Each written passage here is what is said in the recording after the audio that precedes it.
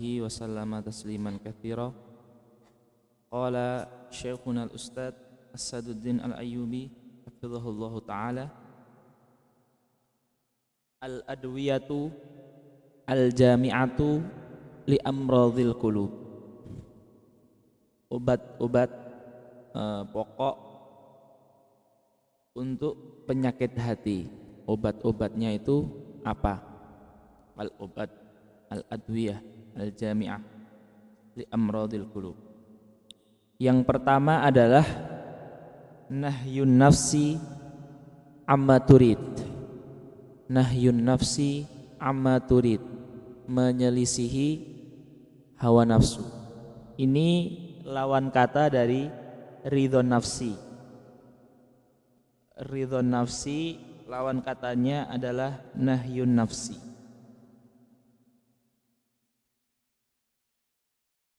Dikatakan oleh Al-Imam Asy-Syadzili rahimahullahu ta'ala, la yasilul abdu ilallahi ta'ala ma'a syahwatin min syahwatihi.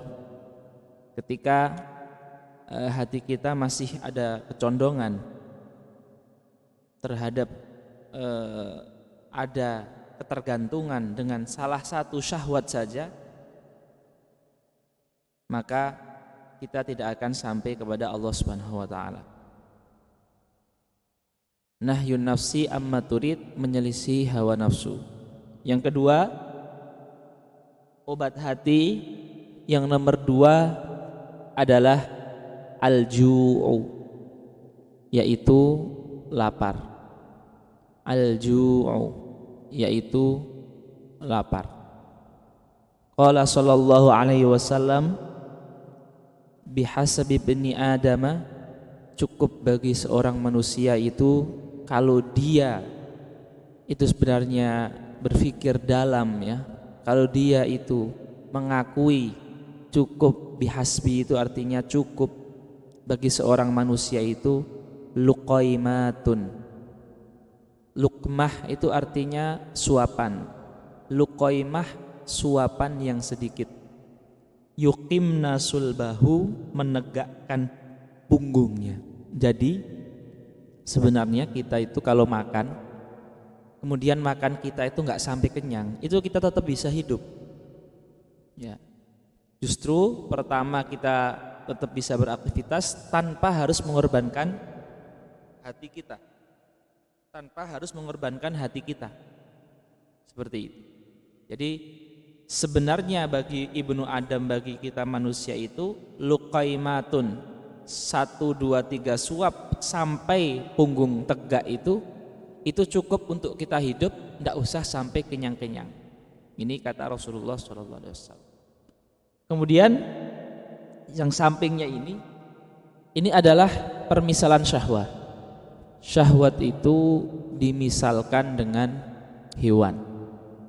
Wa innad dabatal haruna, sesungguhnya hewan yang berontak, talinu, dia akan menjadi jinak, idza nuqisa min alafiha, jika dikurangi makanannya.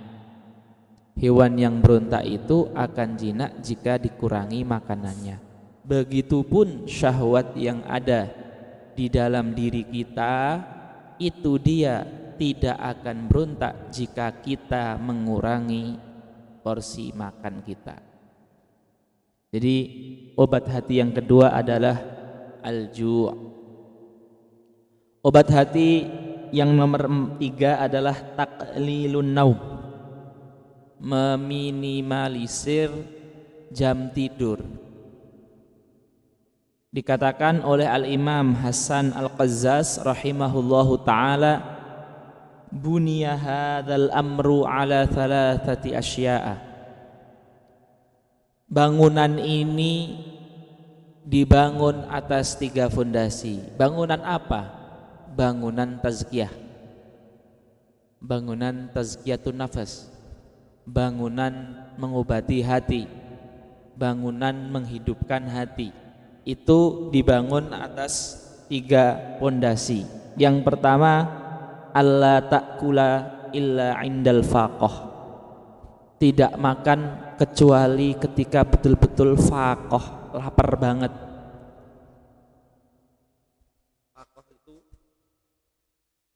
Faqah itu artinya lapar banget.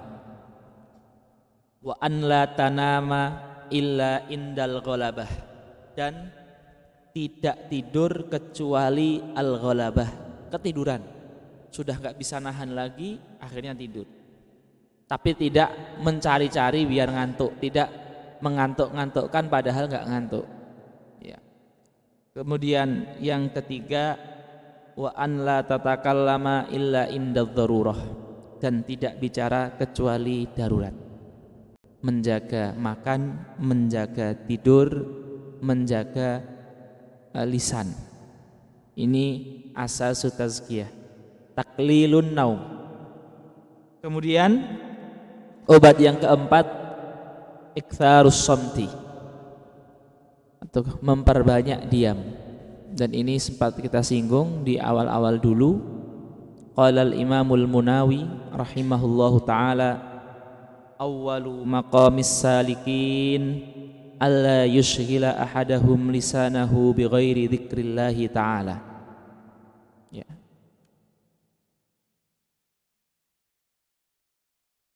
Sebentar.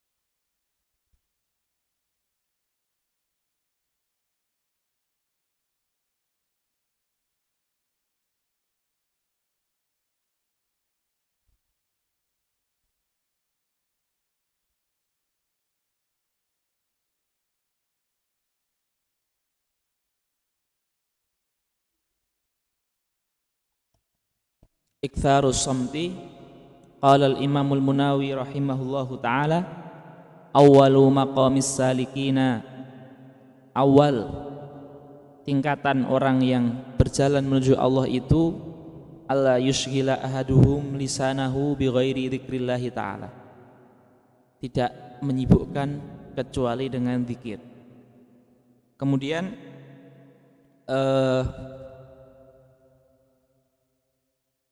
obat hati yang nomor 5 adalah at-tafakkur fil khalwah, memikirkan kebesaran Allah, memikirkan akhirat, memikirkan kematian ketika berada dalam kesendirian.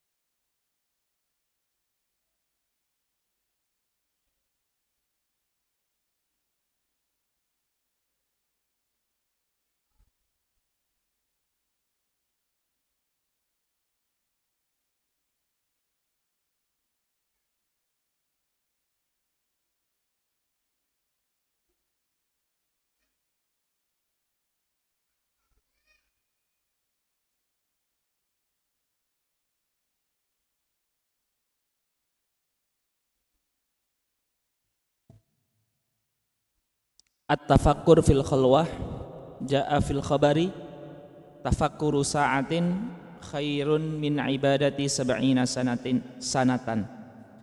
Athar ini silahkan dicari gimana, saya belum menemukan, tapi maksudnya itu betul. Tafakkur itu maksudnya adalah menghadirkan kebesaran Allah. Kalau kita lihat di kemarin ya di kaidah 20 adalah kaidah yang mengatakan imla qalbaka bil hubb. Nah, itu tafakkur itu. Kalau tanpa tafakkur tidak bisa sampai ke situ. Yang ini kaidah ini. Imla qalbaka bi hubbillah wal khauf wasyukr waridha wa hukm wa taslim. Ini semua permulaannya adalah dengan tafakkur. Jadi tafakkur itu merupakan obat hati. Selanjutnya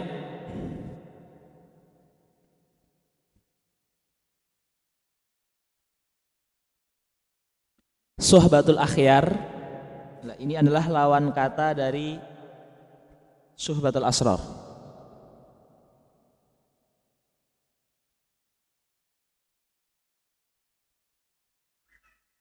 Qala Ahmad ibnu Harbin rahimahullahu ta'ala, laisa syai'un anfa'a lil qalbi min mukhalatatis salihina wan nadhari ila af'alihim.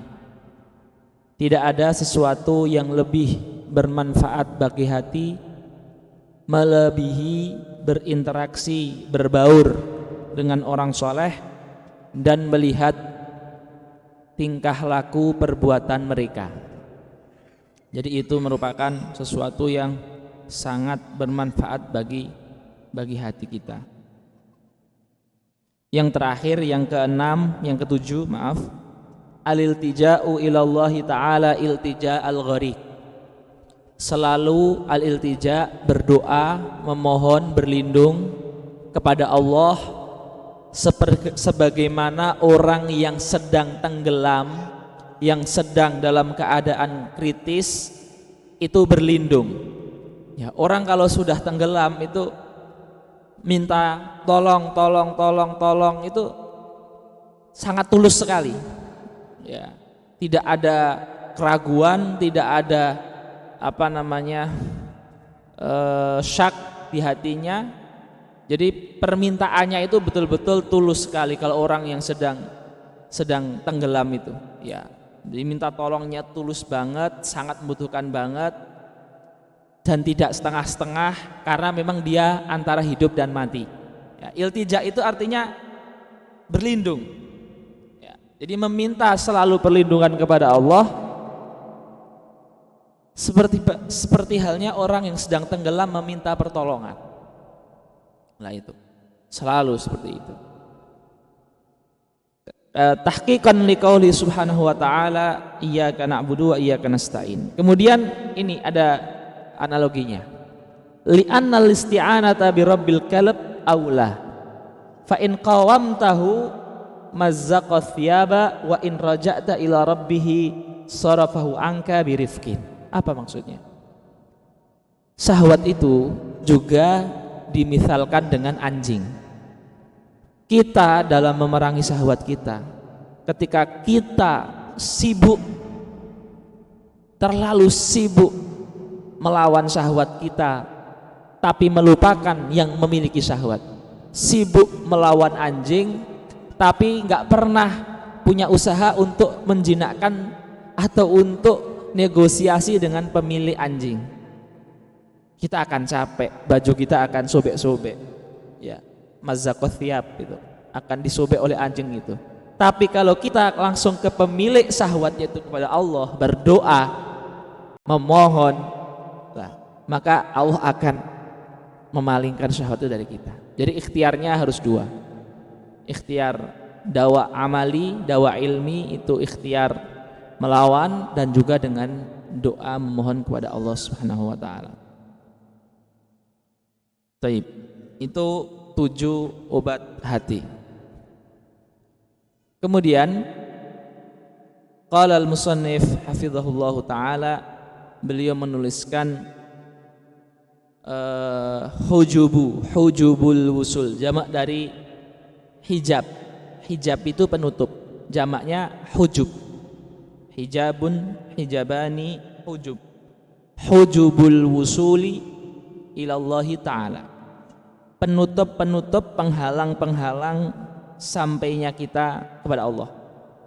Ini penghalang kita untuk membersihkan hati, penghalang kita untuk tazkiyatun nafas, penghalang kita untuk mengobati hati, penghalang kita untuk ibadah, penghalang kita untuk ketaatan. Itu apa? Secara umum penghalang itu dalam penghalang kita belajar, penghalang kita secara umum, penghalang kebaikan itu, penghalang menuju Allah itu secara umum 4: manusia, setan atau jin, hawa nafsu, dunia.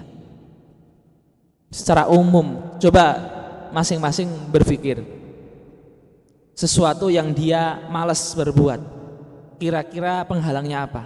Mesti nggak keluar dari 4 ini. Misalkan pengen sedekah, penghalangnya apa?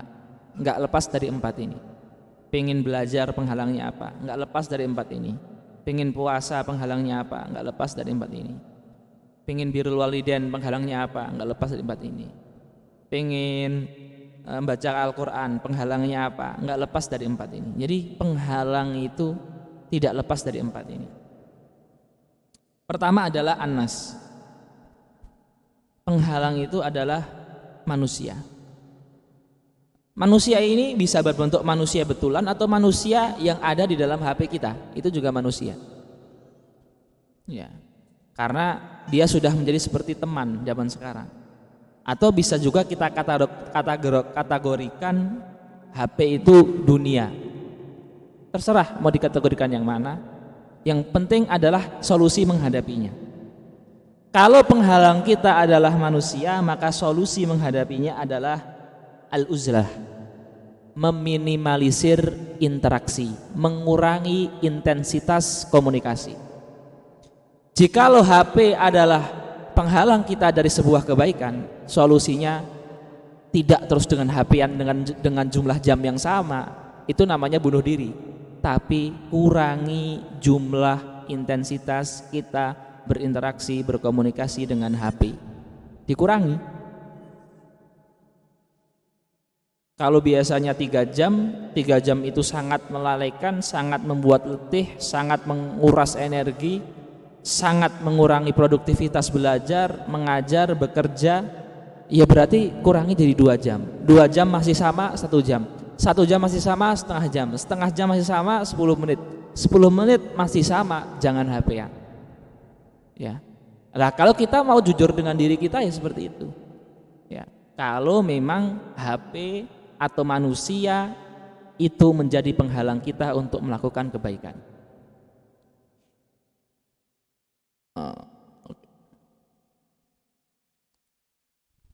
Kemudian yang nomor 2 adalah setan. Ya. Dia HP-an nggak sering, bagi dia HP itu biasa saja. Terus dia juga interaksi dengan orang sudah cukup, tapi ada gangguan, ada dari setan. Terkadang setan membisiki. Jadi gangguan dia itu bukan gangguan manusia, ada jin yang mengganggu, ya. Atau dia tuh selalu ada was-was, ya. Ada yang bisik-bisik. Itu juga gangguan juga seperti itu, betul seperti itu. Itu juga bukan hal yang tidak ada gangguan jin, gangguan setan, gangguan iblis. Itu juga hal yang nyata, itu ada, nyatanya ada, dan bukan cerita saja. Kalau gangguan itu berupa dari setan, maka solusinya adalah zikir, la haula wala quwata, hauqala, tilawatul Quran, salat, wudu, sesuatu yang sifatnya adalah ibadah-ibadah. Ketiga, gangguan hawa nafsu. Nah, ini dari dalam juga, ya. Dari dalam, setan dari luar ya. Kalau manusia dari luar, hawa nafsu dari dalam, itu harus dengan berlindung kepada Allah, dengan doa. Harus dengan memohon sama Allah, minta sama Allah. Ya, minta, betul-betul minta dengan serius. Kemudian yang terakhir adalah gangguannya dunia. Artinya dengan baju yang dia miliki, dengan mobil yang dia miliki, dengan motor yang dia miliki, dengan HP yang dia miliki, dengan uang yang dia miliki, dengan rumah yang dia miliki, dengan apa-apa yang dia miliki itu dia menjadi tersibukkan. Maka dengan apa? Dengan mengurangi bizuhdi fiha, dengan mengurangi. Dengan cara apa menguranginya? Meminjamkan, menghadiahkan, mewakafkan, mensedekahkan, menzakatkan, menjualnya, ya kan? Memberikan ke orang, disimpan, dititipkan. Yang penting mengurangi. Walaupun dia cuma punya baju 3, tapi sudah dengan baju 3 itu dia sudah sibuk memikirkannya. Ya bajunya dikurangi jadi 2. Ya. Jadi seperti itu. Tergantung apa yang membuat kita terpalingkan dari jalan Allah. Bisa dunia, bisa hawa, bisa setan, bisa anas. Terakhir, pintu-pintu yang membuat setan masuk ke hati. Sehingga kalau setan masuk ke hati, ya, kalau setan masuk ke hati, dia bisa bisa mengganggu kita untuk sampai kepada Allah. Dia bisa, hawa nafsu itu sudah menjadi gangguan, dia menambah gangguan yang lain. Atau dia sendiri membisik-bisiki.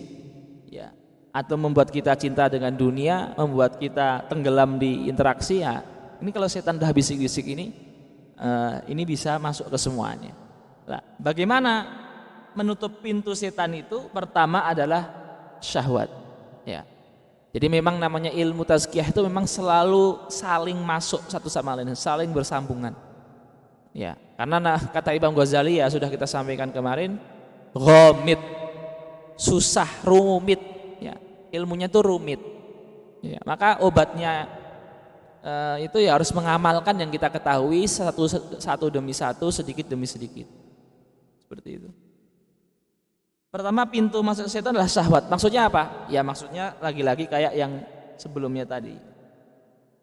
Ini mengiyakan nafsu. Maksudnya syahwat itu.